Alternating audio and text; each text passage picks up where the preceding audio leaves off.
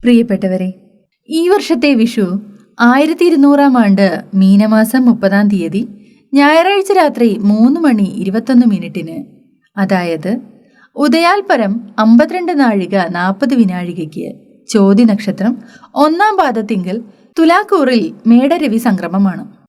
ഈ വർഷത്തെ വിഷുഫലം നിങ്ങൾക്ക് എപ്രകാരമായിരിക്കുമെന്ന് പാരമ്പര്യ ജ്യോതിഷ ഗണിത രീതിയിൽ ഗ്രഹനിലയെ അടിസ്ഥാനപ്പെടുത്തിയും ഏറ്റവും നൂതനമായ രീതിയിൽ വ്യത്യസ്ത മേഖലകളിലുള്ള വ്യക്തികളുടെ ആയിരക്കണക്കിന് ഗ്രഹനിലകളെ മുൻനിർത്തിയും ഏറ്റവും കൃത്യമായ രീതിയിൽ അവതരിപ്പിക്കുവാൻ ശ്രമിക്കുകയാണിവിടെ.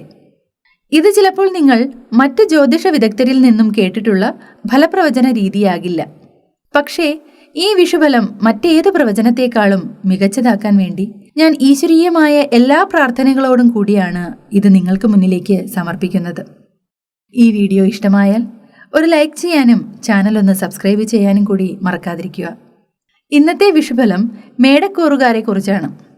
അശ്വതി, ഭരണി, കാർത്തിക ആദ്യ കാൽഭാഗം എന്നിവ ചേർന്നതാണ് മേടക്കൂറ്. ഇക്കൊല്ലത്തെ വിഷുഫലം മേടക്കൂറുകാരെ സംബന്ധിച്ചിടത്തോളം ഗുണപ്രദമായാണ് കാണുന്നത്. ഏറ്റെടുക്കുന്ന കാര്യങ്ങളിൽ ബഹുഭൂരിപക്ഷം കാര്യങ്ങളും വിജയത്തിലെത്തിച്ചേരുന്നതാണ്. പ്രവർത്തനങ്ങളിൽ മേന്മയും തൊഴിലിൽ പുരോഗതിയും ഉണ്ടാകുന്നതാണ്. ധനമേന്മയും സമൂഹത്തിലെ ഉന്നത വ്യക്തികളുമായുള്ള അടുപ്പത്തിലൂടെ നേട്ടങ്ങളും ഉണ്ടായി വരുന്നതാണ്. വരവറിഞ്ഞ് ചെലവ് ചെയ്യാത്തതുമൂലം നീക്കിയിരിപ്പ് ധനത്തിൽ നിന്നും കുറവ് വരുവാൻ സാധ്യതയുള്ളതിനാൽ ധനപരമായ ഇടപാടുകളിൽ നന്നായി ശ്രദ്ധിക്കേണ്ടതാണ്.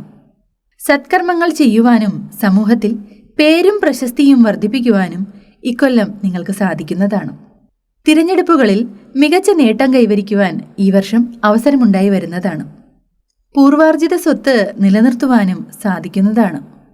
പുണ്യക്ഷേത്ര ദർശനം നടത്തുവാനും പുതിയ ഗൃഹനിർമ്മാണത്തിന് തുടക്കം കുറിക്കുവാനും ഈ വർഷം അവസരം ലഭിക്കുന്നതാണ്.